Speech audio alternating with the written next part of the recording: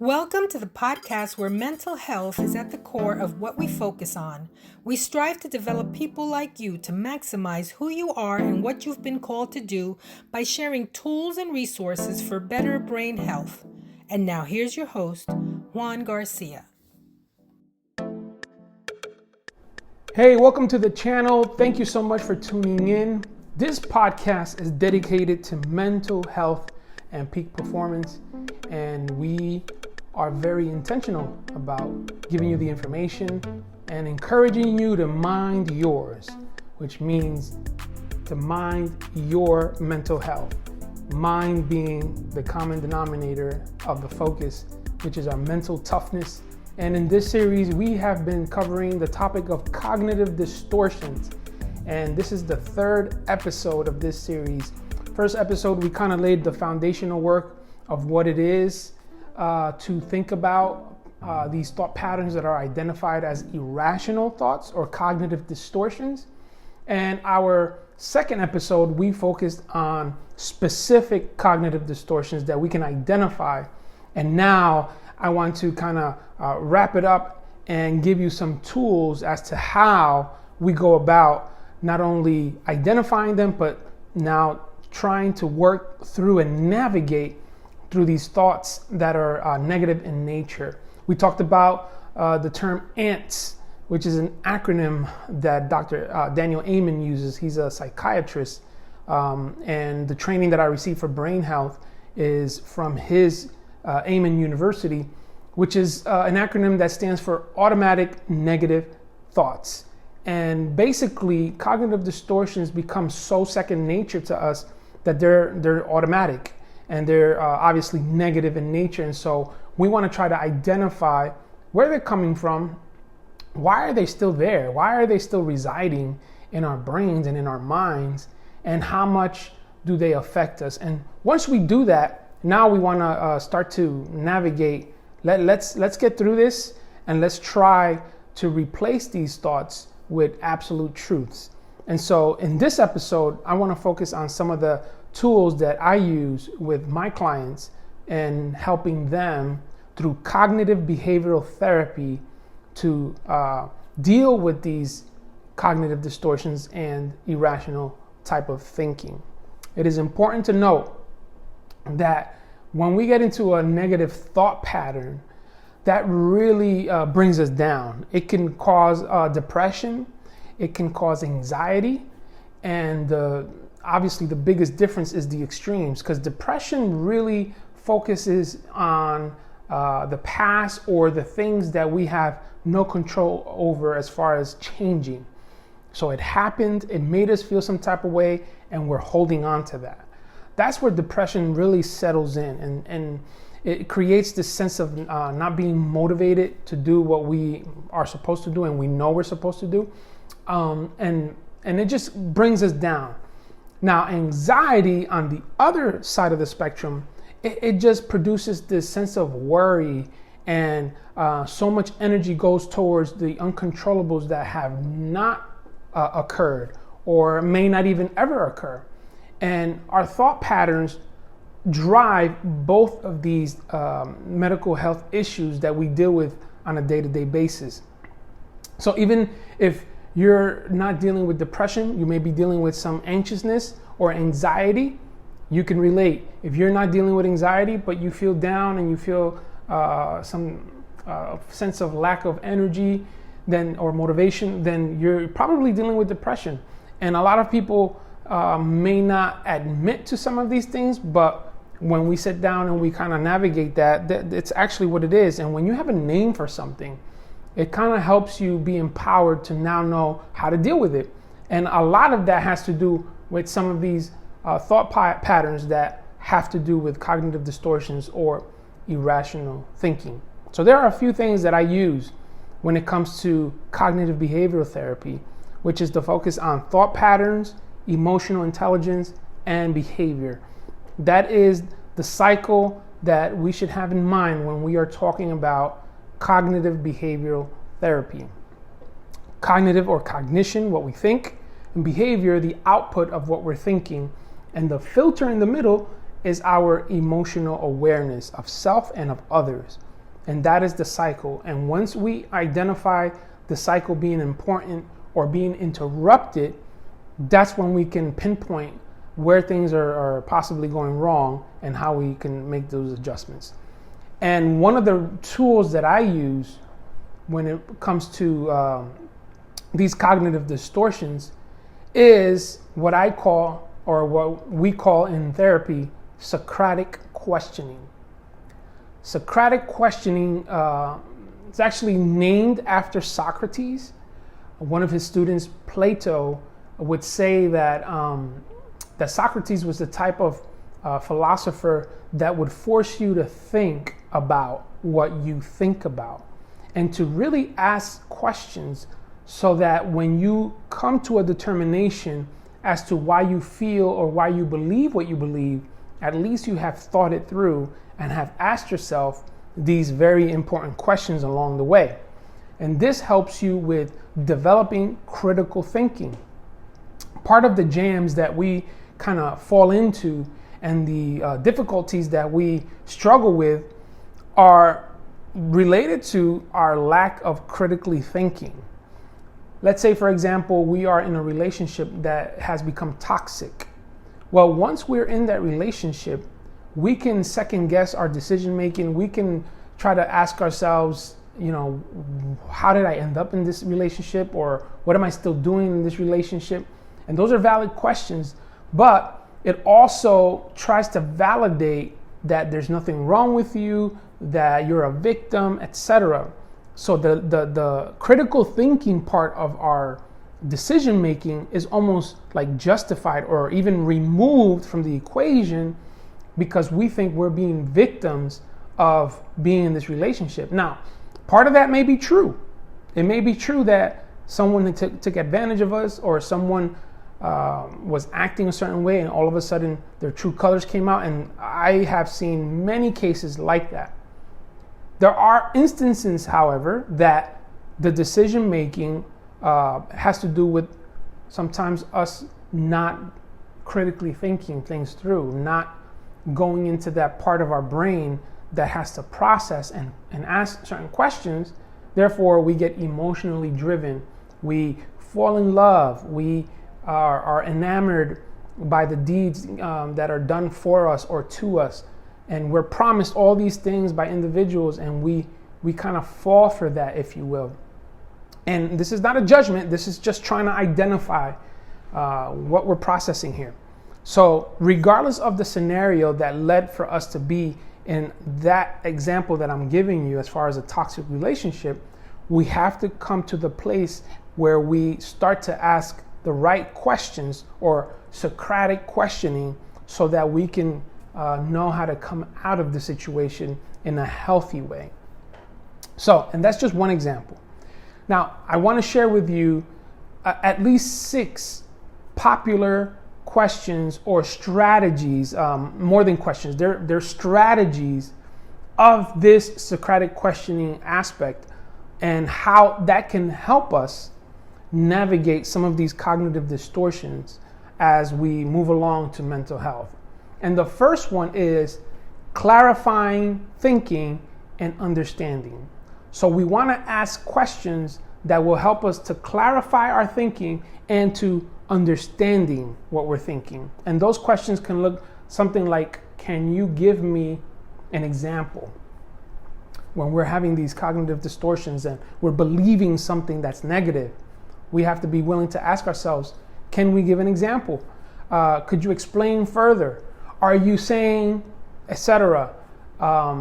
What is the problem you are trying to solve? So this forces our brain to tap into the frontal lobe, where it manifests, or it's developing our critical thinking. That is so important because that is an area, and obviously age has a lot to do with it. That's an area that doesn't fully develop until the mid-20s. And a lot of times the decisions that we make that get us in trouble happen during the years where we're still forming, or our formative years, and we're still developing. So we want to make sure that we're being true to ourselves and understanding that there are decisions that have consequences that are important for us to notate and understand that those consequences may not be something that we're ready to kind of take on. So clarifying thinking and understanding in Socratic questioning and asking ourselves these questions is helpful for us to tap into that critical thinking aspect of our brain so we can make a better assessment as to why we're thinking what we're thinking. The second aspect of Socratic questioning is under the category of challenging assumptions. And this is where we ask questions like, is that always the case? Are you assuming, and this is important because I have found that in a lot of relationships, we commit this crime called assumicide. And I share this with individuals in my office all the time. We have to be careful that we're not committing assumicide because things die in the process, whether it's our emotional state, our thought process, our relationship as a whole. We cannot commit assumicide. That is a bad crime to commit in relationships. And so we challenge assumptions. How could you verify or disprove that? Or what would happen if ... These are ways to challenge assumptions when it comes to Socratic questioning. A third category for Socratic questioning is under examining evidence and rationale. Questions like, why do you say that? How do you know? Why? What evidence is there that supports XYZ? A lot of our cognitive distortions are not proven, and the gap exists where we don't take out the time to try to prove or disprove. We don't go either route. We don't try to prove and we don't try to disprove. We just continue to automatically have these negative thoughts and they consume our lives. And so these categories under Socratic questioning will help us maintain that sense of honesty to ourselves and to what we're processing with these thoughts. So we have to examine evidence and our rationale. The fourth category is under considering alternative perspectives. Now, this takes a lot of deep thinking because maybe we have not developed a sense of having different perspectives, or maybe some of those different perspectives have come from negative sources. People that say that they're our friends or even family members that may have good intentions but add fuel to the fire of our negativity or our experiences. And I say that because I know that a lot of us were probably exposed, whether the way we were raised or in our culture, we were exposed to a lot of unconscious bias or stereotypes or prejudices. And those frameworks are part of the foundation of how we view the world. In essence, our worldview. And so we have to be mindful of that maybe some of these cognitive distortions are directly related to some of those perspectives that we are allowing in our lives. And so part of the cognitive behavioral therapy approach under the Socratic questioning forces us to consider alternative perspectives in a healthy way. And this is where I, as a therapist, would guide you in these questions and would help you ask the right questions. Are there any alternatives? What is the other side of the argument? What makes your viewpoint better? And who would be affected and what would they think? That is a deeper level of going through this process of Socratic questioning. A fifth category for Socratic questioning would be considering implications and consequences. And again, this is also directly related or tied to the ability that we have to critically think, so that we're not only thinking about how we feel and what's before us, but also thinking about those potential consequences, good or bad, and the willingness that we have to commit ourselves to whatever those consequences are. And some of those questions can be, what are the implications or the consequences of XYZ? How does that affect me, him, her, you? What if you are wrong? And what does your experience tell us will happen? What is your point of reference? I also want to reiterate that temperament is important here as well, because temperament is going to dictate what your inborn baseline is as it relates to your perspectives, your thought process. If you're a high risk type of temperament, if you are a temperament that is easily addicted to certain highs or lows that you experience. So all of these things go hand in hand and are helpful to serve as a resource for our mental health. And then finally, the last category that I want to share for the purposes of this episode is meta questions. And these are questions like, why do you think I asked that question? What does XYZ mean? What is the point of the question? What else might I ask? These are questions that will keep you honest. And obviously we would use a specific example to go through these questions, whether it's an example of whatever the individual or a couple has gone through or what they feel they're going to go through because of a certain situation that has arisen. And these are examples that we use that are in real time, real life, so that they're pertinent and they can be addressed right away, so that this CBT approach you can see the results right away. And this is from any case that's dealing with any type of depression, clinical depression, or acute depression, to severe anxiety, to generalized anxiety disorders, all of these different mental health issues that we face in today's world. So cognitive distortions have to be identified.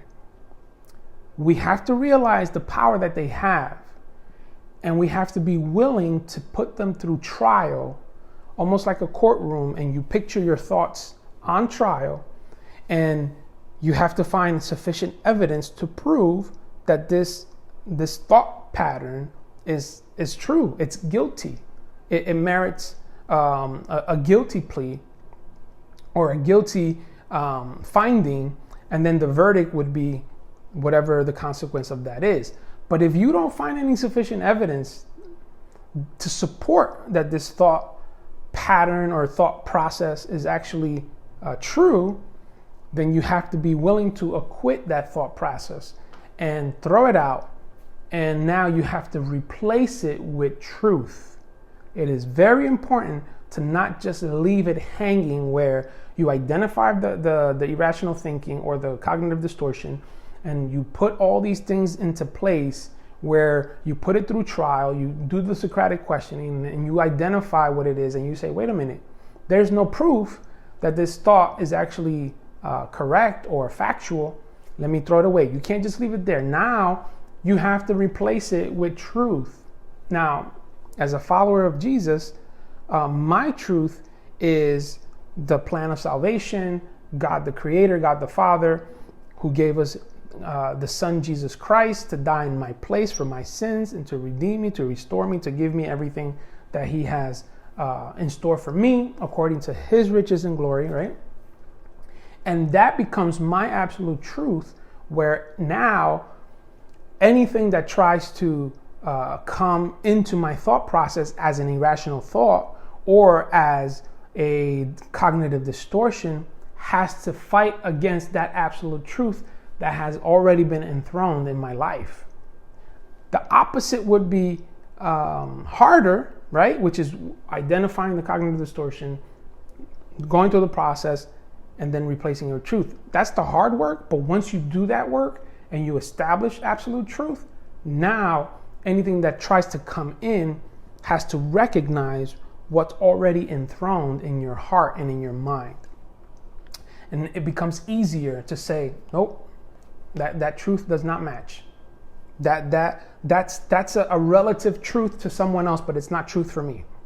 And you just, because you already are full of absolute truth. You don't have to depend on anything or anyone to establish an absolute truth in you, because you already have it. And now all these other thoughts can be challenged a lot easier as long as you go through this process in the best way that we teach you to do that under the cognitive behavioral therapy process. I hope that has been helpful to you. I know it's a lot to take in.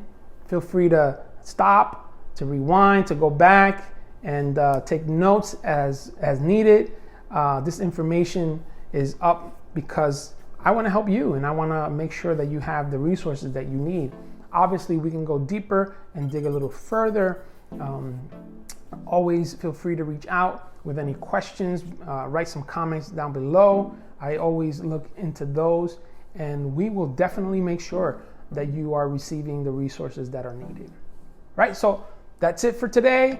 This episode has been focused on helping you put in the work as far as Socratic questioning is concerned to challenge these negative thoughts. So until next episode, take care, and I'll see you then. Thank you for tuning into our podcast. For more information, visit our website at juangarciaenterprises.com. Our host, Juan Garcia, is available for speaking, coaching, and one-on-one counseling. You can email us at info@juangarciaenterprises.com. Until next time, remember, we only have one mind, so mind yours.